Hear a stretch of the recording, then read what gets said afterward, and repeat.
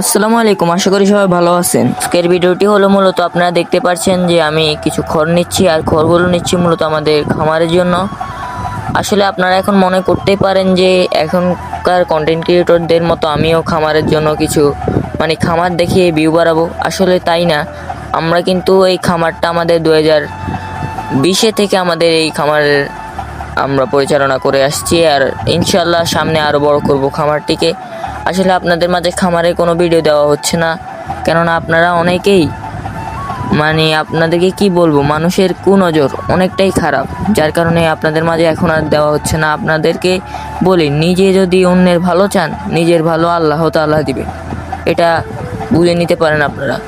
আর আপনাদেরকে একটা কথা বলি, এখনকার কন্টেন্ট ক্রিয়েটরদের একটাই মনে করেন ট্রেন্ড হলো, প্রথম কন্টেন্ট ক্রিয়েটর যেটা করে একটু লাভজনক হবে, দ্বিতীয় কন্টেন্ট ক্রিয়েটর কিন্তু ওই পথেই যাবে। কিন্তু আপনাদেরকে এই কথাটা বলা হলো মূলত, আমি নিজেকে কিন্তু কন্টেন্ট ক্রিয়েটর হিসেবে দাবি করিনি, আর করবো না ইনশাআল্লাহ। আসলে আমি এখনও ছোট, তারপরও আপনাদের মাঝে এই ভিডিওটা শেয়ার করলাম। মূলত আপনারা হয়তো অনেকেই জানেন যে এখনকার কয়দিন পর পর একটা ট্রেন্ড বের হয়, যেরকম আগে ছিল সেলুন, পরে হলো অনলাইন বিজনেস, পরে এখন নাকি ওনারা দিচ্ছে খামার। কিন্তু এগুলো আপনাদেরকে নাই বলি। আর একজন কন্টেন্ট ক্রিয়েটর ছিল যিনি শহর থেকে বলছিল যে দেশে নাকি